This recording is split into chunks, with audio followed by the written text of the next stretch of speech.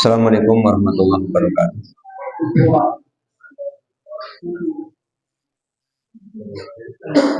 Innal hamdalillah nahmaduhu wa nasta'inuhu wa nastaghfiruh. Wa na'udzu billahi min shururi anfusina wa min sayyiati a'malina may yahdihillahu fala mudilla lahu wa may yudlil fala hadiya lahu. Asyhadu an la ilaha illallah wahdahu la syarika lahu wa anna Muhammadan abduhu wa rasuluh. Allahumma shalli ala Muhammad wa ala ali Muhammad kama shallaita ala Ibrahim wa ala ali Ibrahim wa barik ala Muhammad wa ala ali Muhammad kama barakta ala Ibrahim wa ala ali Ibrahim innaka Hamidum Majid. Bapak dan Ibu yang mudah-mudahan dirahmati oleh Allah. Syukur alhamdulillah mana senantiasa kita panjatkan kehadirat Allah Subhanahu wa taala atas limpahan nikmat yang telah Allah berikan pada kita.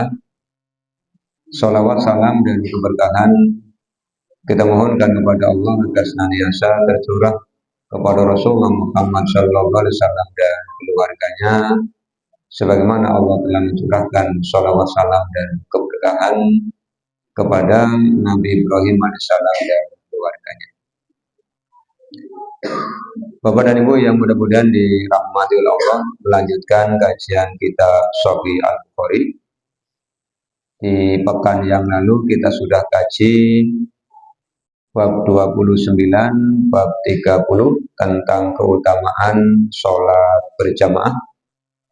Kemudian sudah kami sampaikan 26 dari 27 keutamaan yang dikutip dalam kitab Fathul Bari. Sudah kami sampaikan 1 sampai 25 dan 27. 26-nya ketinggalan.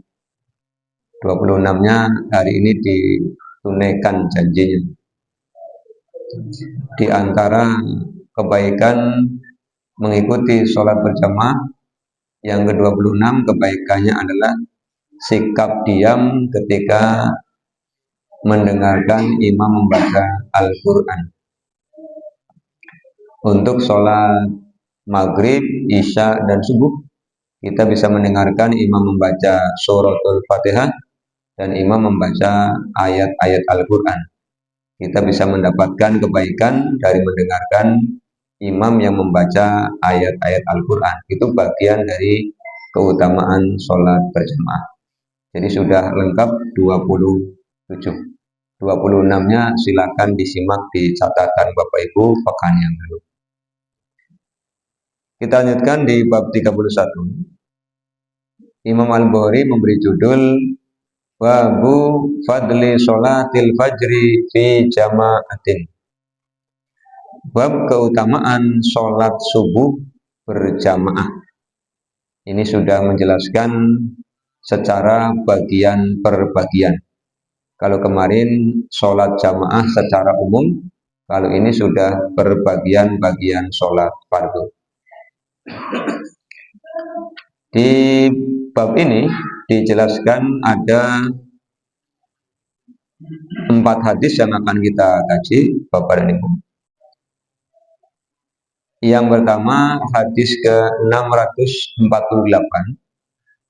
Imam Al-Bukhari telah berkata, Haddatsana Abul Yamani, telah menceritakan kepada kami Abul Yaman, qala, dia berkata, Akhbaruna, telah mengabarkan kepada kami Su'aibun Su'aib anil Zuhri, dari Az-Zuhri, qala, dia berkata, Akhbaruni, telah mengabarkan kepadaku Sa'id bin Al-Musayyab, Sa'id bin Al-Musayyab, wa Abu Salamah bin Abdurrahmani, dan Abu Salamah bin Abdurrahman. Anna, bahwasanya Abu Hurairah qala, telah berkata, Sami itu aku telah mendengar Rasulullah SAW yaqulu bersabda, tafdulu sholatul jami'i, keutamaan sholat berjamaah, sholata ahadikum, dibandingkan sholat salah seorang di antara kalian wahdahu, sendirian, bi khamsin wa isrina juz'an, 25 bagian.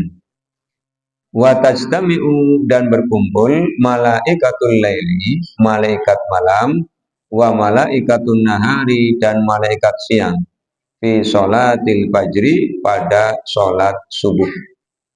Summa, kemudian yaqulu Abu Hurairah berkata, faqra'u, maka bacalah oleh kalian, in syi'tum, jika kalian menghendaki, inna, sesungguhnya Qur'an al-fajri, sholat subuh itu, karena adalah masyhuda, disaksikan. Ini hadis ke 648.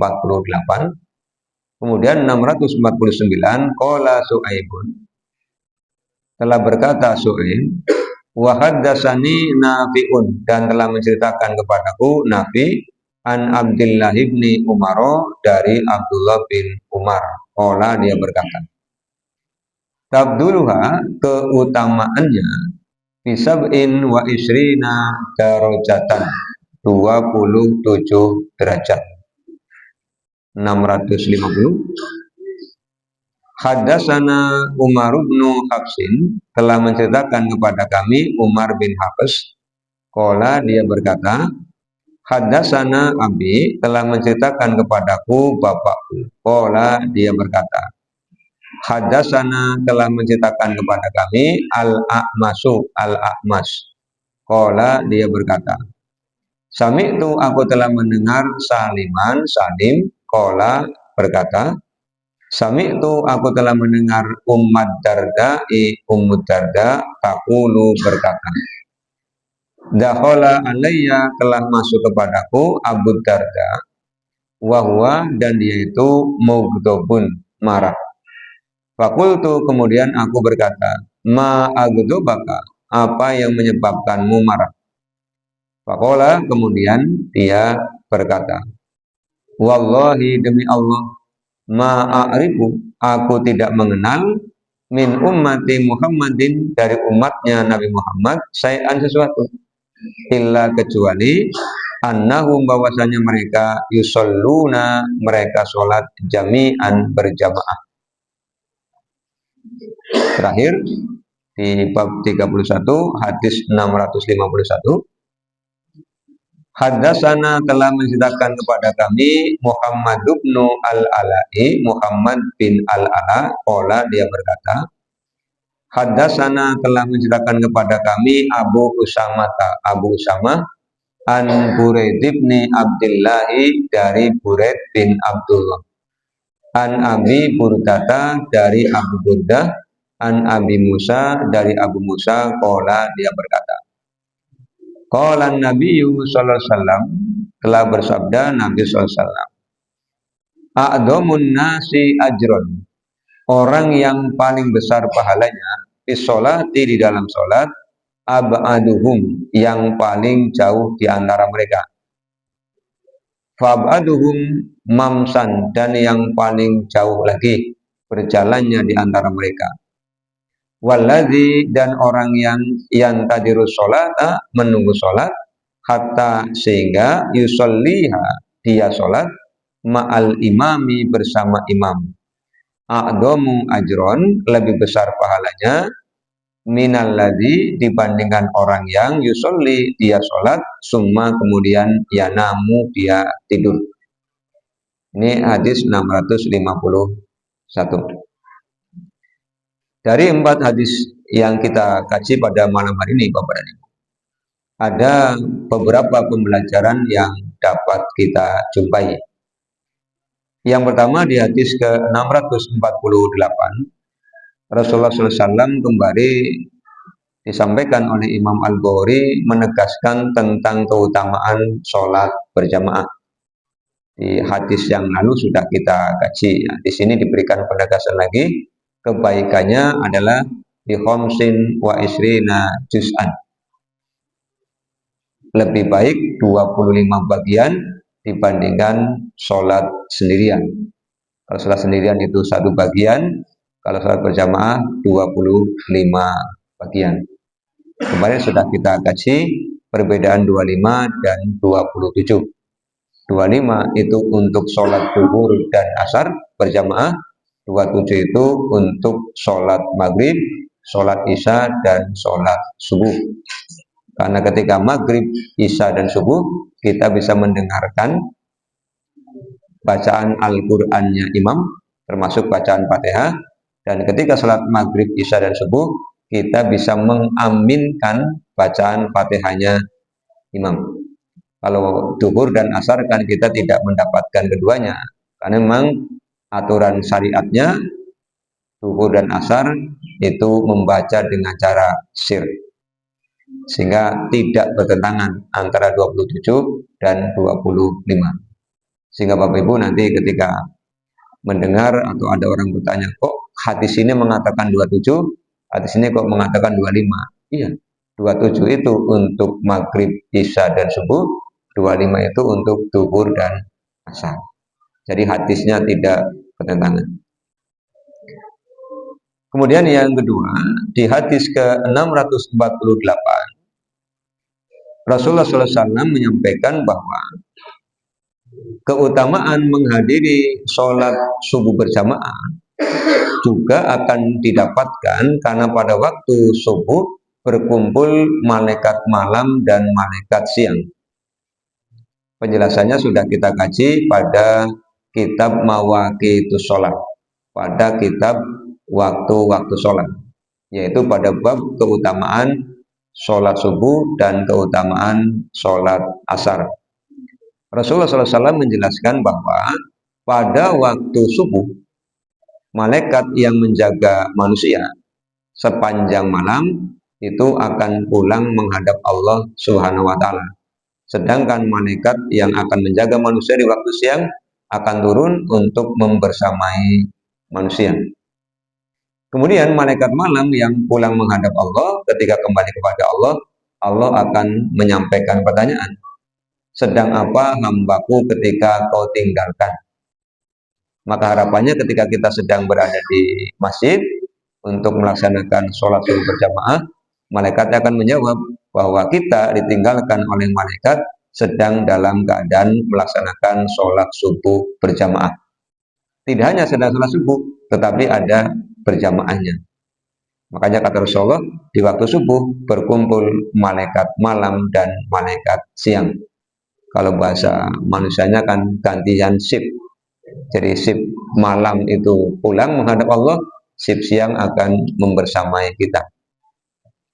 Bukankah ini yang Allah sampaikan di Al-Quran surah Al-An'am pada ayat 61 dan 62 ya. Allah menyampaikan wa huwal qahiru fawqa ibadihi wa yursilu 'alaikum hafadah. Dan dialah Allah yang Al-Qahir. Al-Qahir itu yang maha berkuasa. Kalau manusia itu dititipi kekuasaan. Kalau Allah itu pemilik kekuasaan, Al-Qahiru. Fauqa ibadihi, di atas hamba-hambanya. Kemudian kata Allah, Allah mengutus untuk hamba-hamba itu hafadoh, malaikat-malaikat penjaga. Jadi ada malaikat penjaga, ada malaikat pencatat. Kalau malaikat pencatat itu Allah sebutkan di Al-Quran surah Al-Infitor, kemudian di Al-Quran surah Qaf ayat 17 dan ayat 18. Di ayat 7 Al-Infitor Allah menyampaikan wa inna 'alaikum lahafidin kiraman katibin ya'lamuna ma taf'alun. Ini malaikat yang mencatat. Di surat Qaf ayat 17 dan 18 Allah menyebut dengan sebutan raqibun atidun. Itu yang di kanan kiri duduk untuk mencatat apa yang kita kerjakan. Sementara malaikat hafadah itu dalam tafsir disebutkan bahwa berada di depan dan di belakang manusia, membersamai kita oleh Allah ditugasi untuk jagani kita Bapak dan Ibu. Sampai nanti hatta idza jaa ahadahumul mautu tawaffathu rusuluna. Sampai nanti datang malaikat yang kelima yang akan mengambil ruh dan jiwa kita. Tawaffathu rusuluna, akan mewafatkan. Siapa yang akan mewafatkan? Allah mengutus utusannya. Di Al-Quran surah An-Nasi'at, Allah menyiapkan dua malaikat, wan nasi'ati gharqa wan nasitati nasqa. Demi malaikat-malaikat yang mencabut nyawa dengan keras, dan demi malaikat-malaikat yang mencabut nyawa dengan lemah lembut. Jadi sebenarnya kita itu tidak pernah sendirian, Bapak dan Ibu. Setiap saat, setiap waktu kita tidak pernah sendirian. Malaikat penjaga dua, malaikat pencatat dua, kemudian Allah Subhanahu wa taala. Kemudian jangan lupa, ada juga dari bangsa jin yang Allah ciptakan membersamai kita. Qorinan, qorin, teman setia yang akan memperdayai kita. Dan Allah Subhanahu wa taala yang Maha Pengasih Maha Penyayang senantiasa memberikan semangat melalui malaikat Jibril. Tinggal kita mau mengambil yang mana. Termasuk ketika tidur, Rasulullah SAW memberikan peringatan bahwa ketika kita tidur, kita diikat dengan 3 ikatan oleh syaitan. Ikatan pertama akan lepas manakala kita berzikir. Begitu bangun, kita berzikir, kita berdoa, kemudian baca 10 ayat terakhir dari Al-Quran surah Al-Imran, maka ikatan yang pertama akan lepas. Kemudian berwudu. Ketika berwudu, ikatan yang kedua akan lepas. Kemudian sholat, maka ikatan yang ketiga akan lepas. Dan dia akan jadi orang yang paling bersemangat pada pagi hari. Maka kalau Bapak Ibu kok pagi, siang, sampai sore rada-rada sungkan, kira-kira langkah yang 3 tadi ada tidak yang ketinggalan? Oh ternyata ketinggalan semua Pak. Ya benar, pantas. Jadi sungkan sekali kan. Oh, kalau ketinggalan semua sungkan sekali. Kalau ketinggalan 1 berarti ya rada sungkan. Kalau ketinggalan 2 sungkan nemen. Ketinggalan semua sungkan sekali kan. Oh, makanya tiap hari sungkan terus, ternyata 3-tiganya tidak dikerjakan. Jadi 3-tiganya diingat Bapak Ibu ya. Itu Rasulullah SAW yang menyampaikan teladan. Kemudian Abu Hurairah ketika menyampaikan hadis ini, beliau membaca Al-Quran surah Al-Isra ya. Inna Qur'an al-fajri kana masyhudan. Sesungguhnya sholat subuh itu disaksikan oleh para malaikat. Ya, kerjakan di awal waktu. Ini hadis 648 ya, keutamaan sholat subuh berjamaah. Maka mohon sekali Bapak-bapak utamanya ya, ini dipentingkan. Upayakan jamaah subuh serame jamaah. Kalau bisa serame jamaah Idul Fitri kan. Iya kan, kalau bisa. Ya kalau belum bisa ya maghrib lah begitu ya. Kalau maghrib 5 sof ya subuh 5 sof kan begitu ya. Jangan sampai maghrib 5 sof, subuhnya kalau separuhnya masih mending, berarti kan 2,5. Ini 1,5, berarti kan tidak ada separuh. Iya. Dan gini Bapak dan Ibu, di Al-Quran surah Az-Zariyat ya, di Al-Quran surah Az-Zariyat ayatnya 15 sampai 23. Allah Subhanahu wa taala menyampaikan janji untuk orang-orang muttaqin ya. Kata Allah, innal muttaqina fi jannati wa uyun. Sesungguhnya orang-orang muttaqin itu akan diletakkan di dalam jannah wa uyunin, dan di dalam jannah itu ada banyak sumber mata air. Kemudian mereka mengambil apa saja yang Allah berikan kepada mereka, nikmat-nikmat di dalam surga itu. Sebelum mereka dimasukkan dalam surga, ketika mereka hidup, setidaknya mereka melakukan 3 hal. Yang pertama, menjadikan malamnya sedikit untuk tidur. Artinya orang muttaqin itu tidak menghabiskan malam untuk tidur, menjauhkan lambungnya dari tempat tidur. Maka upayakan jangan sampai habis isya tidur sampai, bukan saya malam, saya pagi, harus bangun. Dan normalnya orang tidur itu, Bapak Ibu, normalnya tidur 4 jam itu pasti ngelilir. Jadi kalau jam 8 berbaring, jam 12 bangun. Kalau jam 10 baru tidur, jam 2 bangun. Kalau jam 24 baru tidur, jam 4 bangun. Ini normalnya. Kalau kemudian sudah bangun, tidur lagi, ini kan bukan karena Allah tidak menyayangi kita, tapi karena kita tidak mengambil kesempatan itu. Padahal kalau jam 2, jam 3 Allah bangunkan kita. Pengen pipis itu kan kita dibangunkan. Bangun, pipis, tidur lagi. Kalau sudah jam 3 tidur lagi, alamat kesiangan. Iya, kawan. Nanti sudah berbaring lagi, Allah bangunkan lagi, kirimi nyamuk, cokoti kakine gatel, bangun, tapi cari anti nyamuk, dioles-oles, tidur lagi. Masih dibangunkan lagi, kirimi di telinganya, tutupi selimut. Akhirnya kan, iya, makanya kenapa di banyak tempat, banyak masjid kalau subuh jamaahnya sedikit, kemungkinan kasusnya begitu. Upayakan jangan sampai ketinggalan. Ini peluang yang luar biasa, dan sudah kita kaji di hadis tentang keutamaan sholat subuh. Rasulullah SAW menyampaikan janji kalau bisa menjaga subuh berjamaah, bisa menjaga asar berjamaah, kata Rasulullah, kita bisa melihat Allah dengan mata kepala nanti di surga. Innakum satarona rabbakum kama tarona badro. Sesungguhnya kalian bisa melihat Tuhan kalian sebagaimana kalian melihat bulan purnama. Syaratnya subuh dan asarnya di awal waktu plus jamaah. Ini Rasul memilihnya subuh dan asar karena subuh itu yang musuhnya tidur, asar yang musuhnya tidur.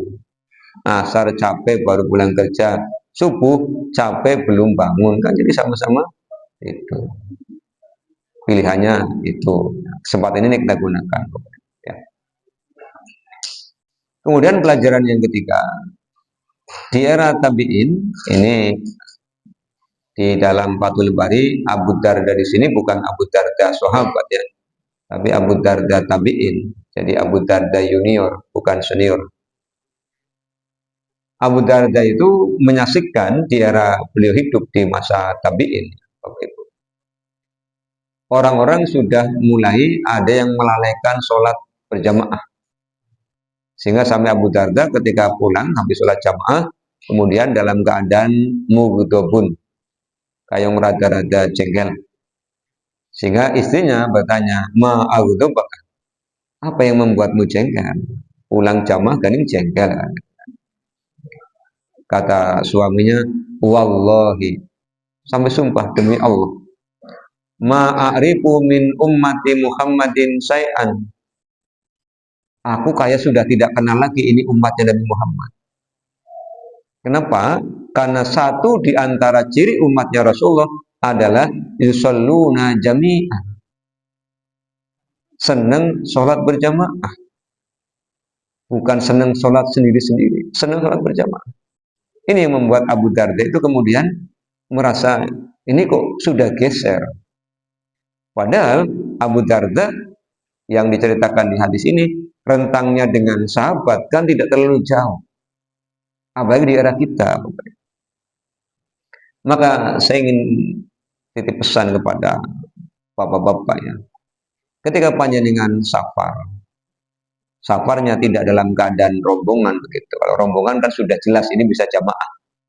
Ketika safarnya sendirian, kemudian begitu masuk waktu sholat tidak menjumpai masjid, begitu sampai ke masjid ternyata sudah selesai, kemudian jenengan mau sholat, tunggu beberapa saat. Barangkali ada orang yang belum sholat. Nah, ketika ada orang yang belum sholat, tawari, Pak, jamaah yuk, diajak. Nah, nanti kan tinggal siapa yang mau jadi imam, kan tinggal disepakati. Nanti kan orangnya bilang, oh ya monggo, kita bisa mengawali, monggo Pak, kula makmum ya dengan imam. Nah, kalau orangnya bilang, mbotenlah jaringan mawon, ya sudah. Jangan kemudian dua-duanya pengen jadi makmum semua, nanti tidak jadi sholat. Karena tidak bisa dikatakan jamaah kalau posisinya makmum semua. Harus ada imamnya satu. Kenapa disebut dengan jamaah? Karena ada imam, ada makmum. Kalau semuanya makmum tidak ada imamnya, ya ada jamaah. Iya. Datangi, yuk, kan? Supaya apa? Supaya kita tetap menjadi orang yang memiliki ciri umatnya Rasulullah. Orang yang senangnya sholat berjamaah. Orang yang senangnya hidup berjamaah. Tidak senang hidup individualis. Kalau individualisme itu paham, Bapak. Paham. Kalau individualistik itu senangnya sendiri, tidak senang berjamaah. Padahal jari-jari tangan kita saja senangnya berjamaah, kerjasama. Coba makan lengko satu bungkus, kalau tangannya tidak kompak jarinya, tidak mungkin selesai. Orang ngandel praktek itu. Ya tangannya kayak pecet siji-siji, kapan rampungnya? Tapi kalau kompak, sabungkus 5 menit. Apalagi lagi sehat, lagi lapar, gratisisan, cepet. Itu karena berjamaah. Maka umatnya Rasulullah, kata Abu Darda, yusalluna jami'an. Mereka senantiasa sholat berjamaah. Kan kita dipanggil datangnya ke masjid ini oleh Allah Subhanahu wa taala melalui lisan para muadzin. Ini pelajaran yang berikutnya. Kemudian di hadis ke-651 Rasulullah SAW memberikan kabar gembira. Yang bercerita adalah Abu Musa. Kata Rasulullah SAW, orang yang paling besar pahalanya di dalam melaksanakan sholat berjamaah adalah ab'aduhum, yang paling jauh. Jauh apanya? Jauh antara rumahnya dengan masjid. Jauh langkahnya dari rumah sampai ke masjid.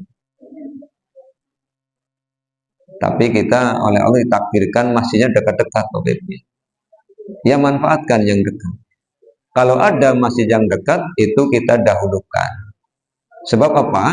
Ketika kita sholat di masjid yang paling dekat, ada nilai silaturahim dengan tetangga, dengan kerabat yang ada di dekat kita. Kecuali tidak ada. Kalau tidak ada, ya kita cari. Dan alhamdulillah kita tinggal di wilayah yang masjid-masjid itu tidak terlalu jauh. Karena ada saudara, Bapak dan Ibu ya. Ada teman yang pernah bercerita ketika dia kerja di tempat lain untuk sekedar sholat Jumat. Itu butuh waktu perjalanan naik mobil berangkat jam 7 sampai masjid jam 11. Jadi sengaja kalau hari Jumat dia cuti tidak bekerja karena pengen sholat Jumat berjamaah 4 jam.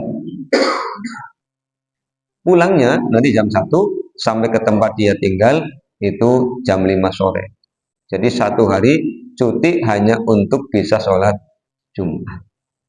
Maka kita yang tinggal di tempat di mana masjid-masjid itu dekat, harusnya lebih bersyukur, ditunjukkan dengan lebih bersemangat. Karena ada janji yang sudah Rasulullah sampaikan. A'domun nasi ajron.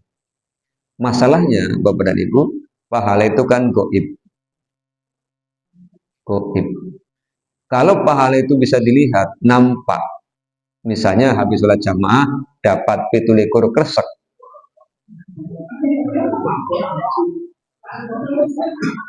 Ya, 17 bungkus misalnya. Begitu masjid belum buka, orang udah antri. Tapi karena ini goib, siapa yang mau mengambil? Yang yakin. Sama dengan dosa, dosa juga dibuat goib. Sehingga orang yang melakukan dosa karena goib, dia tidak meyakini, ya dia melanggar. Tapi orang yang meyakini, ya tidak akan. Tapi yang namanya goib, suatu saat akan ditampakkan, akan diperlihatkan oleh Allah Subhanahu wa Ta'ala. Maka ini janji Rasulullah SAW kita sambut dengan bersemangat. Nah, kemudian ada lagi yang mengalahkan. Siapa kata Rasulullah? Fab'aduhum mamsan, yang paling jauh langkah kakinya. Berarti yang lebih jauh lagi. Ketika tempat tinggalnya jauh dari masjid, tentu meluangkan waktunya lebih longgar. Apalagi kita oleh Allah SWT ditolong dengan teknologi. Ada jam tangan, ada jam dinding, ada jam di HP. Bahkan di HP sekarang sudah bisa disetting waktunya, bisa disetting alarmnya. Misalnya adzan pukul 12 untuk zuhur, 10 menit sebelum adzan sudah disetting alarm. Bisa pakai suara sendiri, direkam misalnya, enggal zuhur kan begitu. Wis muni enggal zuhur kan siap-siap. Kalau pengen jalan kaki sudah mulai jalan. Kan bisa yang seperti itu, Bapak Ibu ya. Itu alat bantu untuk lebih mendekatkan kita kepada Allah Subhanahu wa Ta'ala. Kalau di era para sahabat kan teknologi yang sekarang ada pada kita belum. Para sahabat mengandalkan bantuan gerak matahari kan. Begitu matahari geser, mereka tahu ini waktu sholat apa, sholat apa. Kalau kita dibantu dengan teknologi. Tapi kadang-kadang ya tadi, pilihan hidup itu Allah serahkan kepada kita. Makanya kalau ada pertanyaan apakah masuk surga dan neraka itu takdir? Iya. Tetapi takdir yang harus dipilih. Karena kata Allah Subhanahu wa Ta'ala kan, alam naj'al lahu ainaini wa lisanan wa safataini wa hadainahun najdain. Bukankah kata Allah, aku telah jadikan untuk kalian ainai, dua mata, wa lisanan wa safataini, satu lidah, dua bibir. Jangan dibalik. Satu lidah, dua bibir. Dan telah aku jadikan untuk kalian dua jalan. Ini diberitahu hari ini jalan keutamaan adalah sholat berjamaah. Wabil khusus tadi subuh. Besok langsung kita akan lihat subuhnya seperti apa, Bapak ya. Harus lebih semangat karena habis diberikan motivasi oleh Rasulullah SAW. Nah, maka nanti pulang tidurnya jangan terlalu larut. Jam 9 sudah harus mapan begitu ya. Alat-alat elektronik di silent boleh, dimatikan boleh, segera berbaring, berdoa dan bermohon kepada Allah bila dibangunkan besok. Jangan sampai nunggu adzan, jam 3 sudah dibangunkan ya. Tadi langkah-langkah diikuti, kemudian qiyamul lail, tahajud, witir, kemudian beristighfar sambil nunggu adzan subuh sudah jalan ke masjid sehingga mendapatkan banyak kebaikan ya. Jangan sampai masbuk kecuali ada halangan syar'i ya. Sudah keluar rumah tahu-tahu aduh blenet ke ya balik mana berarti ya halangan syar'i blenet. Kalau diteruskan nanti sholatnya bisa tidak konsentrasi ya. Kemudian Bapak dan Ibu begini, sudah menjadi sunatullah kata Allah SWT di surah Yasin itu ya, dipanjangan usianya kan dikurangi nikmatnya. Wa man amirhu nunakisu fil khalqi kan begitu ya. Nah, semakin banyak usianya maka dimungkinkan sifat lupanya akan lebih banyak. Maka sebenarnya ada hal-hal yang menghambat kita untuk jamaah ke masjid. Apa? Perlengkapan sholat. Alangkah baiknya sebelum tidur sudah disiapkan cantol-cantolnya, sarung, kerambi, peci kan. Kalau mau pakai motor ya kunci catatan. Jangan pulang dari masjid terus dalah barber. Nah, besok ketika mau subuh kelangan, sarung ketemu, lambi ora, lambi ketemu, peci ora, peci ketemu, kunci ngenti. Barang kunci ini ketemu, motor gislah orang moni-moni. Barang wisislah kelalen, kunci rumah turun dibuka kan, wis ruwet akhirnya. Seperti itu tiap hari, itu namanya tidak disiplin. Makanya di kamar pasangi candolan kunci, candolan sarung, candolan peci, dan jadi begitu pagi semuanya ready. Siap. Iya. Kadang-kadang begitu ya, sudah jalan galingan lawang dikunci apa ya balik mana. Padahal wis itu kan dibikin was-was. Ingat Bapak Ibu, semakin banyak usianya, peluang lupanya semakin tinggi. Begitu kunci ditaruh di tempat berbeda, mesti orang ketemu-ketemu. Akhirnya erosi ya, jengkel. Diamuki wong sini ngomong kan begitu. Jamaah orang tukarannya iya. Kan tidak baik. Coba dipraktekkan, mendisiplinkan diri. Ya, siapapun kalau sudah usianya di atas 40 pasti kena penyakit itu. Gelem orang gelem, ya itu seperti itu. Makanya disiplin. Kan banyak orang yang kalau pagi telat, kenapa telat? Iya Pak. Ya kenapa? Mulai kaos kaki orang ketemu-ketemu. Nah itu dipakai. Lagi ya si cine ireng, si cine abang, karena makanya masih pertengahan begitu ya Pak. Bisa terjadi seperti itu. Nah hal-hal seperti ini kan bisa kita hindari. Termasuk kalau mau jamaah pakainya apa? Sandal sudah disiapkan. Kan gitu ya. Mau tidur saya siap-siapkan semua. Jadi begitu besok begini Bapak Ibu. Seperti kita mau bepergian.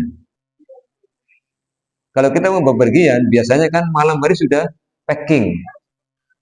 Bahkan kadang-kadang dibelani tidak bisa tidur. Kelap kelip. Gani orang leleng-leleng bukan kawanan gitu kan. Coba sholat dipikirkan seperti itu, kira-kira bisa apa tidak? Ya cegemuyu serius. Mau piknik, tas disiapin, sepatu, air, makanan, sangu, semuanya siap. Sehingga apa? Begitu selesai mandi, semuanya sudah siap dipakai. Takut ketinggalan bis. Kan piknik Bu. Kayaknya jarang piknik numpak kereta ya, pakai bis. Nah, ketika kita subuh, kemudian menyiapkan seolah-olah suasana seperti mau piknik tadi, insya Allah tidak akan ketinggalan. Karena kita sudah menyiapkan jauh-jauh waktu. Ya. Kecuali ada keadaan tadi yang di luar kemampuan kita. Besok dipraktekkan, Bapak dan Ibu ya. Kemudian, nah ini mengatasi tahoyalu, halusinasi. Biasanya gini, ketika kita belum wudhu, tidak pengen buang angin. Nah, begitu selesai wudhu, dadak kayung melenek. Kalau memang tidak keluar, tidak terdengar suaranya, tidak tercium aromanya, ya tidak batal. Jangan mau dimanipulasi pikiran kita oleh setan. Itu tipu daya dia kepada kita. Sudah, jalan saja. Jangan kemudian ya ragu-ragu ya nyung ya. Sudah. Yang kedua Pak, ada orang yang ketika bangun juga diganggu. Begitu bangun terus pengennya jongkok. Padahal keluar tidak, masuk tidak. Akhirnya Pak, buang-buang waktu. Bangun jam 3, tapi jongkok di kamar mandinya 1 jam. Itu kan buang waktu. Yang seperti ini harus dikalahkan. Karena tubuhnya bisa disetting. Enggak, lagi tidak pengen ke belakang. Enggak, saya tidak pengen ke belakang. Habis itu sudah, laksanakan sholat. Sebab kalau dibiasakan, nanti setiap bangun jam 3 pasti pengen jongkok. Akhirnya waktunya habis. Tahajudnya hilang. Harus dikalahkan, disetting ulang, nanti ajalah habis subuh, atau nanti ajalah habis sarapan, kan begitu. Bisa disetting. Wong tubuh itu bisa disetting oleh otak kita supaya waktunya efektif ya. Yang berikutnya di hadis 651 Rasulullah SAW menyampaikan begini. Tadi orang yang pahalanya besar, yang paling jauh dari masjid, dan yang lebih jauh lagi. Kemudian yang pahalanya besar, waladzi, dan orang yang yantadiru sholata, menunggu sholat. Hatta sehingga yusolliha ma'al imami, dia sholat bersama imam. Misalnya begini, sudah di masjid, kemudian dia sendirian, azan, kok udah ada orang datang-datang, akhirnya lama-lama jengkel, terus sholat, habis itu pulang. Nah ternyata imamnya datang, kemudian imamnya nunggu nih, ada jamaah-jamaah yang pada datang, maka pahalanya orang yang menunggu sholat berjamaah dengan imam lebih baik dibandingkan orang yang ini sholat sendirian kemudian pulang. Kan ada tipe orang yang tidak sabar, ke imamnya suwe lagi ngendi ya, ini siti kan begitu, meskipun sudah sholat pulang. Maka kata Rasulullah, dibandingkan dengan mereka yang menunggu, yang tadiru sholata hatta yusalliha ma'al imami a'domu ajron minalladzi yusalli summa yanam. Dibandingkan orang yang tadi sudah sholat kemudian pulang malah tidur. Berarti kan sholatnya sholat isya. Nah, maka ketika misalnya isya imamnya belum datang, ya tunggu nih. Jangan terus, yulah apa dewek-dewek, malah dewek-dewek. Jangan dewek-dewek ya. Kalau imamnya tidak datang, satu orang dipilih untuk menjadi imam. Jangan ngimami semua dan jangan makmum semua. Imamnya satu, yang lainnya makmum. Supaya mendapatkan kebaikan yang Rasulullah janjikan. Bapak dan Ibu yang mudah-mudahan dirahmati Allah. Ini semua hasilnya tidak hanya kita dapatkan nanti di akhirat, tapi hasilnya akan kita dapatkan di dunia. Apa sih di dunia? Tadi, satu, kebersamaannya semakin kuat. Karena ketika berdiri, sholat, sofnya lurus, sofnya rapat, kita ada chemistry dengan kanan kiri kita. Oh, dia saudara muslim kita.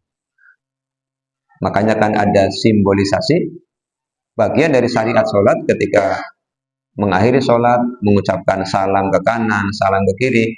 Ini kan tidak hanya bagian syariat, tetapi di sini ada makna yang tersirat bahwa orang di sebelah kanan saya, orang di sebelah kiri saya jamin keselamatannya. Kata Rasulullah kan orang muslim adalah orang yang menjaga saudara muslimnya dari lisan dan tangannya. Itu kan diwujudkan dengan ucapan Assalamualaikum warahmatullahi wabarakatuh ke kanan dan ke kiri. Itu di dalam salat berjamaah kita bisa langsung merasakan. Kemudian yang kedua, ketika imam selesai, nanti kita akan kaji di kitab Sahih Al-Bukhari, masih jauh babnya Bapak dan Ibu ya. Rasulullah SAW kadang menghadap ke arah jamaah, kadang menghadap ke arah kanan, kadang menghadap ke arah kiri. Di antara hikmahnya apa? Ketika menghadap ke arah jamaah sambil menyaksikan.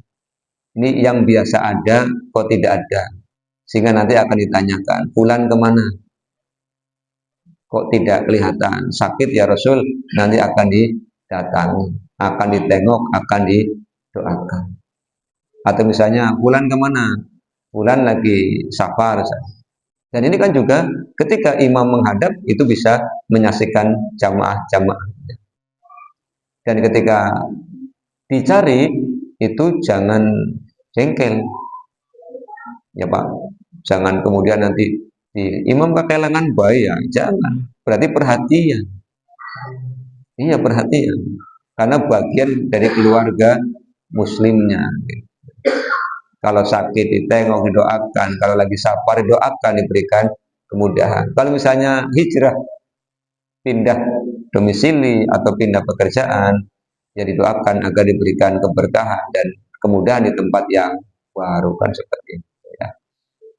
Jangan sampai tidak datang kok amleng. Tahu amleng apa Bu? Amleng itu tidak muncul lagi orang katon-katon. Amleng. Kemudian tidak ada kepedulian. Rasulullah SAW itu meneladangkan sangat peduli kepada para sahabatnya. Ya, maka para sahabat kan minta diperhatikan oleh Rasulullah SAW. Itu dicek seperti itu. Ini kebaikan-kebaikan di dalam sholat berjamaah. Bapak Ibu yang mudah-mudahan dirahmati Allah, demikian bab 31. Hadisnya ada 4, sudah kita selesaikan.